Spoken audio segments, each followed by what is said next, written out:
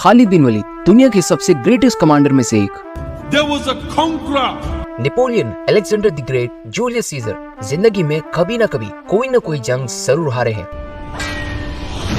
लेकिन खालिद बिन वलीद दुनिया के वाहिद जनरल हैं जो अपनी पूरी जिंदगी में कोई भी जंग नहीं हारे। और ये फैक्ट सिर्फ मुसलमान ही नहीं बल्कि पूरी दुनिया मानती है। जंग के दौरान खालिद बिन वलीद की स्ट्रेटजीज और प्लानिंग्स को आज भी ऑक्सफोर्ड और हार्वर्ड जैसी यूनिवर्सिटीज में पढ़ाया जाता है। लेकिन खालिद बिन वलीद की जंगों में आखिर ऐसी क्या खास बात थी कि आज 1400 साल बाद भी पूरी दुनिया उन्हें मानती है?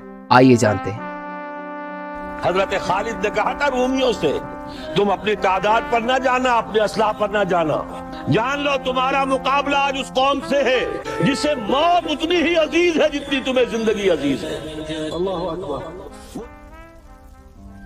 मुसलमानों के पहले खलीफा अबू बकर रज़ियल्लाहु ताला अन्हु के हुक्म पर खालिद बिन वलीद ने द ग्रेट पर्शियन एम्पायर पर हमला कर दिया और सिर्फ 18,000 मुसलमानों के साथ 40,000 की पर्शियन फौज को बहुत ही आसानी से क्रश कर दिया। और इस जीत के बाद मुसलमान पहली दफा अरब से निकलकर एक ग्लोबल पावर बनने की ओर बढ़ने लगे। अब मुसलमानों ने अरब से बाहर निकलकर पर्शियन एम्पायर के एक बहुत ही इम्पोर्टेंट प्रोविंस कुवैत को फतह कर लिया था। जैसे ही ईरान के बादशाह को इस बात का पता चला कि मुसलमानों की फौज ने उनकी फौज को बहुत ही आसानी से हरा दिया है, तो उन्होंने एक नई फौज 40,000 की फौज खालिद बिन वलीद की तरफ रवाना कर दी। लेकिन खालिद बिन वलीद ने जैसे ही कुवैत को फतह किया था, डायरेक्टली अपने स्पाइस यानी जासूसों को पूरे इलाके में फैला दिया था ताकि होने वाले खतरों का उन्हें पहले ही पता लग जाए। और इस तरह जासूस पूरे इलाके में फैल चुके थे और इस तरह पर्शियन एम्पायर की 40,000 की फौज बहुत ही ज्यादा तेजी से मुसलमानों की ओर बढ़ रही थी। तब खालिद बिन वलीद ने अपनी सारी फौज को लेकर उसी फौज की तरफ कुवैत से बाहर एक इलाका जिसे आज इराक कहा जाता है, उस इलाके में पहुंचे। एक तरफ मुसलमानों की 17,000 की फौज खड़ी थी और दूसरी तरफ पर्शियन एम्पायर की 40,000 की फौज। पर्शियन एम्पायर के जनरल सामने आए और खालिद बिन वलीद को चैलेंज किया, लेकिन मुसलमानों की फौज से एक आम सिपाही ने उसे जाकर खत्म कर दिया। और इस तरह एक बार फिर पर्शियन एम्पायर की फौज का जनरल जंग से पहले ही मारा गया, जिसके बाद ही दोनों फौजों ने एक दूसरे पर फुल फ्लेज हमला कर दिया और ये हमला देखते ही देखते एक बहुत ही बड़ी जंग में तब्दील हो गया। लेकिन पर्शियन एम्पायर की फौज बहुत ही ज्यादा होने की वजह से आहिस्ता आहिस्ता बहुत सारे मुसलमान शहीद होने लगे, जिसकी वजह से पहली बार खालिद बिन वलीद ने मजबूरन मुसलमानों को जंग से पीछे हटने का हुक्म दिया और ऐसा लगने लगा कि मुसलमान फाइनली जंग छोड़कर भाग रहे हैं। और ये देखकर पर्शियन फौज जीत की खुशी में बहुत ही ज्यादा तेजी से मुसलमानों का पीछा करने लगी। और मुसलमान बिल्कुल सीधी लाइन में पीछे नहीं आ रहे थे, बल्कि उनका सेंटर पीछे आ रहा था और बाकी बॉर्डर्स पे खड़े मुसलमान अपनी जगह वही थे। पर्शियन फौज मुसलमानों के पीछे तेजी से आने लगी और मुसलमानों को पीछा करते हुए पर्शियन एम्पायर की फौज एक दूसरे से इतना दूर हो गई कि उनकी आर्मी एक नहीं बल्कि कई सारे छोटे छोटे ग्रुप्स में डिवाइड हो गई। उनकी फौज के दरमियान दो बड़े गैप्स बन गए और इसी बात का खालिद बिन वलीद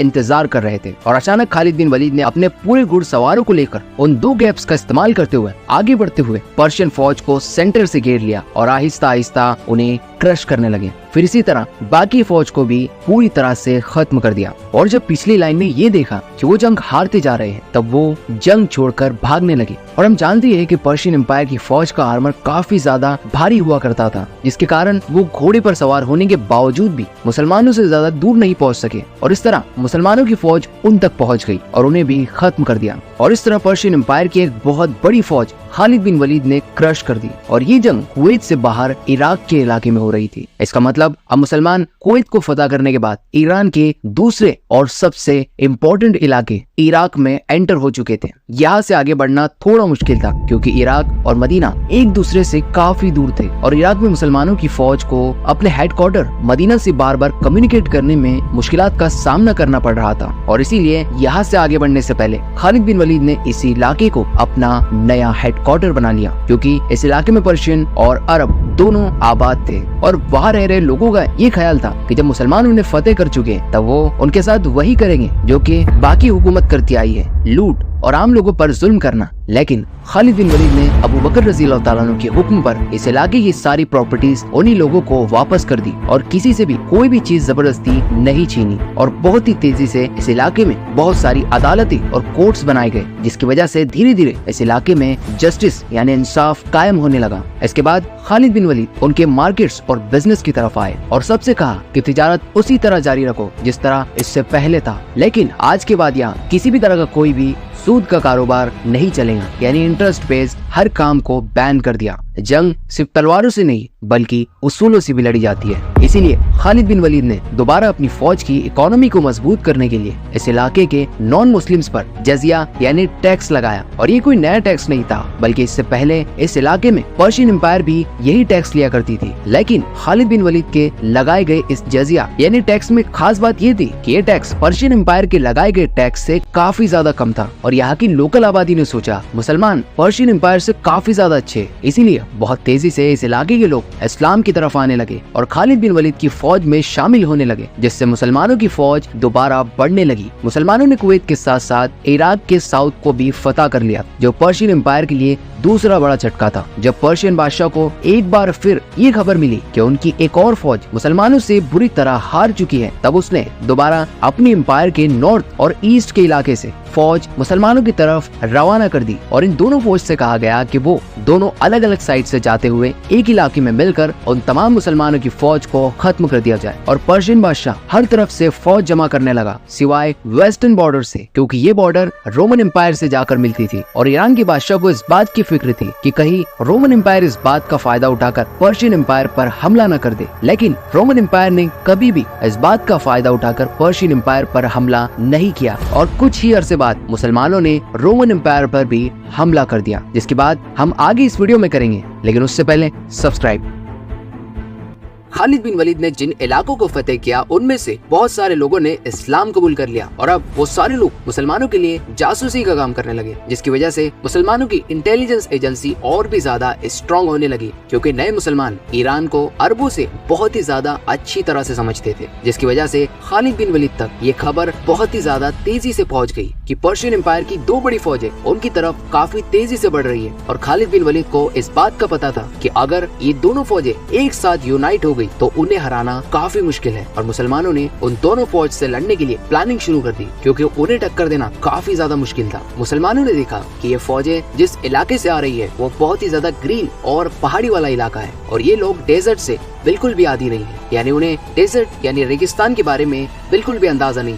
और इसीलिए मुसलमान अगर उस रेगिस्तान की तरफ से जाते हैं तो इनमें से एक फौज तक बहुत ही तेजी से पहुंच सकते हैं। और खालिद बिन वलीद अपनी फौज को लेकर फुल स्पीड इराक के डेजर्ट को क्रॉस करते हुए पहली फौज के पास पहुंच जाते हैं। दरअसल मुसलमानों ने ये प्लानिंग बनाई थी कि उन दोनों फौज को एक दूसरे से मिलने से पहले ही अलग अलग करके खत्म कर दिया जाए, क्योंकि अगर वो दोनों फौजें आपस में एक हो गई तो उन्हें हराना काफी मुश्किल है। और इस तरह खालिद बिन वलीद ने उन्हीं में से एक फौज को ढूंढ निकाला। अब मुसलमान और पर्शियंस की फौज आमने सामने आ जाती है। पर्शियन फौज का जनरल ये देखकर हैरान हो गया कि जितना उसे बताया गया था मुसलमानों की फौज उससे काफी ज्यादा कम है। मतलब मुसलमानों में पैदल सिपाही और घुड़सवार बहुत ही ज्यादा कम है, जिसकी वजह से मुसलमानों की फौज को हराना काफी ज्यादा आसान होने वाला है। और इस तरह पर्शियन फौज से उनका चैंपियन काफी माहिर सिपाही सामने आया, जो कि काफी स्ट्रॉन्ग था, जिसकी वजह से पर्शियंस ने फारसी में उसे एक बहुत ही मशहूर नाम दिया था, जिसका मतलब है हजार मर्द, क्योंकि वो काफी ज्यादा मजबूत और ताकतवर था। पर्शियन का चैंपियन लड़ने के लिए जैसे ही मैदान में उतरा कुछ ही टाइम बाद वो मारा गया। अब इसके बाद दोनों ही फौजें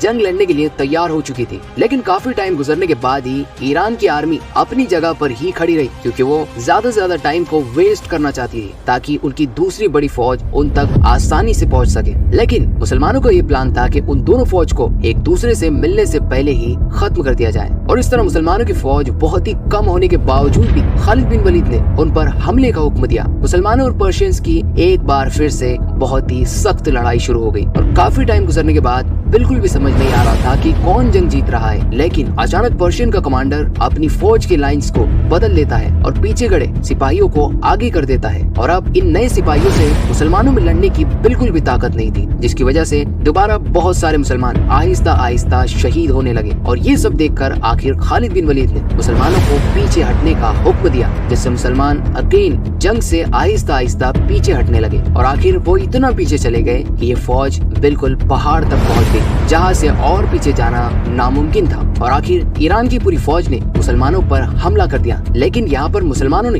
एक टैक्टिक्स का इस्तेमाल किया। वो स्ट्रेट लाइन में पीछे नहीं गए, बल्कि सेंटर में खड़े सिपाही पीछे जाने लगे और मुसलमानों की लेफ्ट और राइट साइड बिल्कुल अपनी मजबूती से वहीं पर खड़ी थी, जिससे आहिस्ता आहिस्ता इस जंग में एक गोल सर्कल बन गया, जिसका अब तक पर्शियंस को बिल्कुल भी अंदाजा नहीं था। और जैसे ही ये सर्कल कंप्लीट हो गया, पर्शियन की सारी फौज इस सर्कल के अंदर आ गई। खालिद बिन वलीद ने इशारा दिया और अचानक 4000 घुड़सवार फुल स्पीड में पर्शियन की फौज के पीछे से आने लगे। खालिद बिन वलीद ने जंग से पहले ही इनमें से कुछ सिपाहियों को पर्शियन फौज के पीछे खड़ा किया था और वो लोग खालिद बिन वलीद के सिर्फ एक इशारे का इंतजार कर रहे थे। इसके बाद मुसलमानों ने पर्शियन फौज को हर तरफ से ऐसे घेर लिया कि कहा जाता है कि वहाँ से एक बंदा भी जंग से नहीं भाग सका। और ये कोई पहली दफा नहीं था कि खालिद बिन वलीद ने ये टैक्टिक्स यूज की, क्योंकि इससे पहले जंग ओहद में इसी तरह उन्होंने मुसलमानों को भी हराया था। हजरत मोहम्मद सल्लल्लाहु अलैहि वसल्लम ने जंग ओहद में सहाबा को क्लियर ऑर्डर्स दिया था कि पहाड़ से नहीं उतरना, लेकिन जीत की खुशी में कुछ सहाबा उस पहाड़ से नीचे उतर गए और तभी इस मौके का फायदा उठाकर खालिद बिन वलीद पहाड़ी के पीछे से मुसलमानों पर हमला कर देते और पूरी जंग को